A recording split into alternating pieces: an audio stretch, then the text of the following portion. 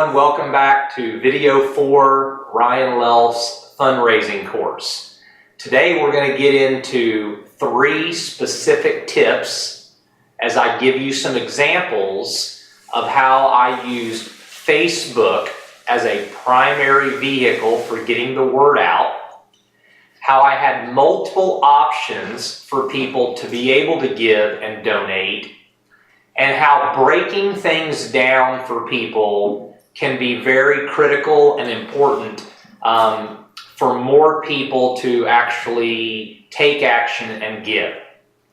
So let's start by talking about Facebook.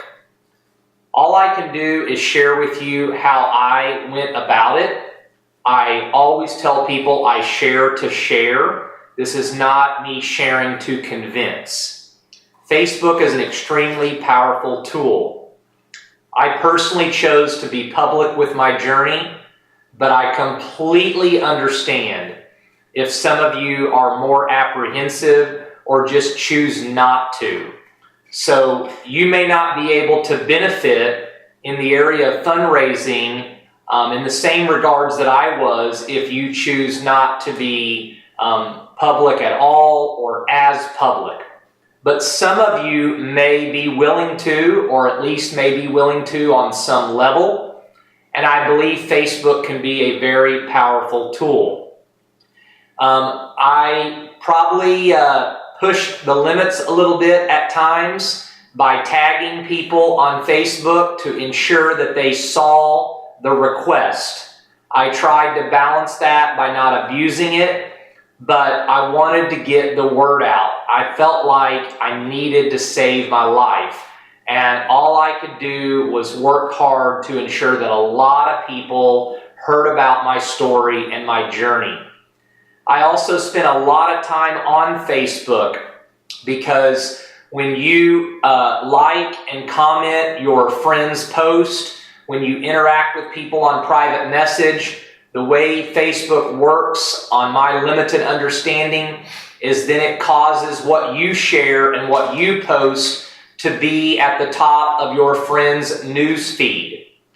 I went to my settings and I opened up my settings to make my entire profile public so that people didn't even have to be friends of mine in order to see a picture, a post, a video, things that I was putting out there. I made videos from my iPhone. I remember the first one I made that really gained a lot of traction and ended up being seen well over 200,000 times on Facebook. I did it in my car when I was getting ready to go into a hyperbaric oxygen chamber treatment in Jenks, Oklahoma, right outside of Tulsa where I live, just a week after I got diagnosed. And I got kind of fired up and I made this 8-minute video called Cancer Equals Change. It doesn't have to be a death sentence. Man, it got shared like 7,000 times and people just started friend requesting me and learning about my story and my journey. And it just opened up the floodgates for so many more people to be able to then contribute when I did ask for money. I didn't maybe ask every single day of my adventure with cancer by posting on Facebook, but I believe if you averaged it out, it comes out to about 1 per day over about 8 to 9 months, as we haven't had to fundraise near as much towards the end of our journey. The bulk of it was in the beginning. Obviously, I was knocking on death's door, and as you'll see in some of these pictures that are shown while you're watching these videos, in case you weren't tuned in or just learning about my journey, you can see some of the visual aids that I was giving people on Facebook.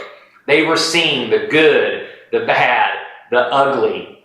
I made videos at times where I was literally in tears. I was in pain. I felt like it was important for the fact that mostly I'm a very positive person. I believed I was going to live, and I had a phenomenal attitude all throughout, and I think that was vital in people wanting to donate and give to me. But at the same time, I didn't want them to think that I wasn't human and that it wasn't hard.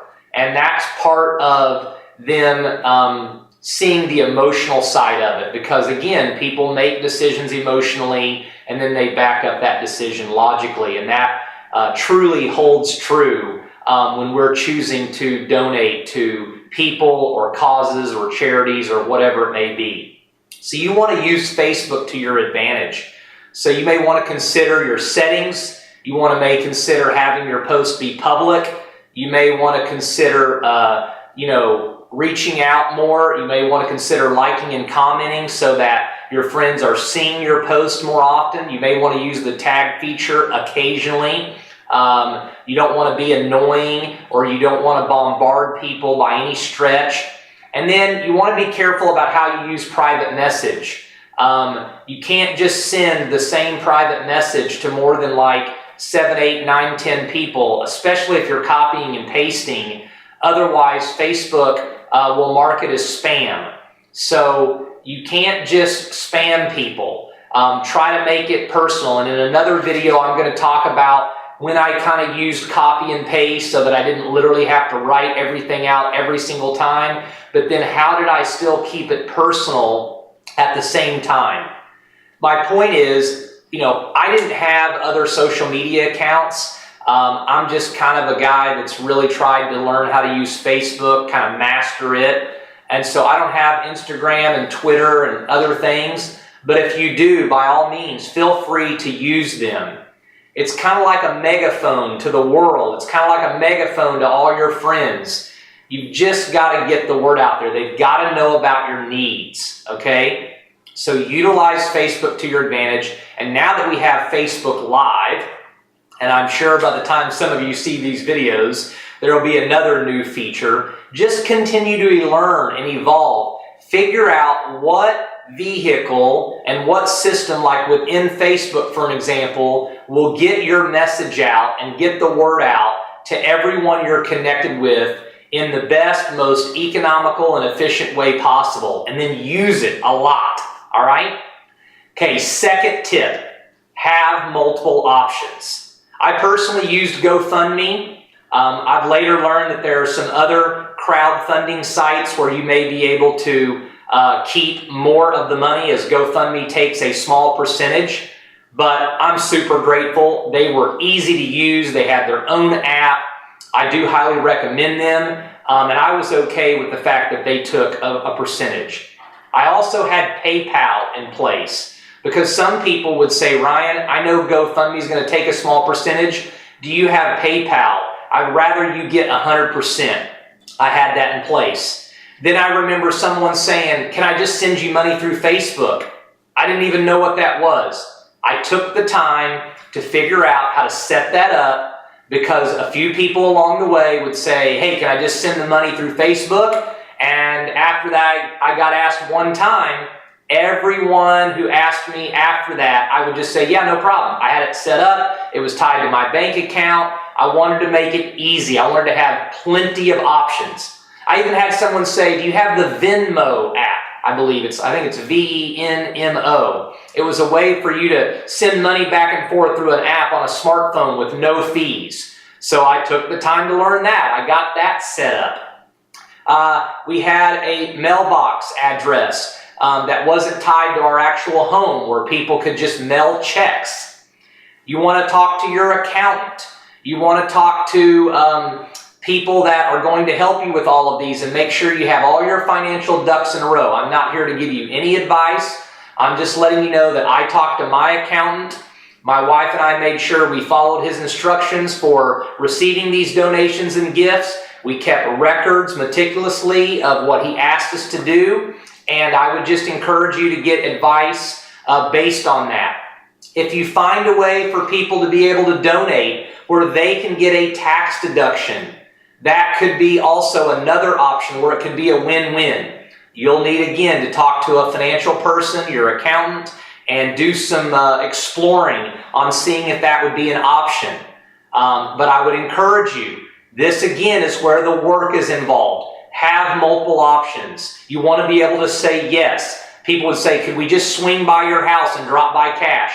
Yes, right? Any way people wanted to give, we wanted to have it set up for them to easily do that. In today's world, people are moving quickly. They got a lot going on. They're working a lot of hours. They're raising kids. They're busy. I didn't want there to be any delay. If they had one simple avenue on how they wanted to donate the money, I wanted that avenue to be in place. Does that make sense? That's a big tip. The third tip for this video is breaking it down for people. You could maybe talk a little bit about this from a psychology standpoint, breaking it down to how even $5 matter. I remember explaining to people that one of my infusions, for an example, was $140, okay? And so $5 may not seem like a lot, or $10 maybe didn't seem like a lot. And I would say, listen, I have thousands of connections here on Facebook. Hundreds and hundreds of you are going to see this post. If just 14 of you were willing to donate $10 and maybe not eat out for lunch today, that would be $140, and that would pay for a vitamin C infusion. Break it down for people. Help them understand that their small contribution adds up.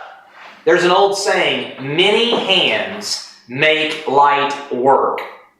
And I think I did a really good job of helping everyone really truly believe and feel that $5, $10, $20, $25, 30, 40, 50, whatever amount it was, it didn't go unnoticed.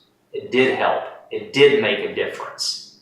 And at the same time, obviously, when we got some much larger donations, $100, $500, $1,000, and even larger amounts than that, it collapsed time frames. Of course, it made a huge dent in what we needed to do in order for me to heal. But those are three really important tips. Utilize Facebook as much as you humanly possibly can and take the time, because what else are you going to do while you're healing? What else are you going to do while you're getting an IV? What else are you going to do during a coffee enema? What else are you going to do if you're bedridden or sitting in a recliner? Take the time to learn these things. I'm going to say this now, and I may say it throughout. When you are really sick, when you have a potential death sentence, or when you have a terminal illness, or when you have late-stage cancer, or just cancer at all, or any major health issue, on some level, especially if you're physically not able to work, and even people who are physically able to work, sometimes, though, trying to still work gets in the way of healing, so you've got to really consider all your options. The truth of the matter is, I believe fundraising is our full-time job. And I think if more people would look at it like that, they would have more success. Well, part of that is you taking the time to learn how to use Facebook in better ways than maybe you've known how to do that. Go use Google. Ask friends who are really good at Facebook. Watch YouTube videos of people teaching you tips, just like this one, all right? Then, tip number 2 from this video, have multiple options. Make it easy on people. Make it so easy that they have like no excuse, no reason, and no objection not to give to you. And then break it down and make sure that everyone feels included, whether they give $5 or $5,000 or $50,000. And make sure they understand that it matters and show your appreciation. So thank you again for tuning in to this video.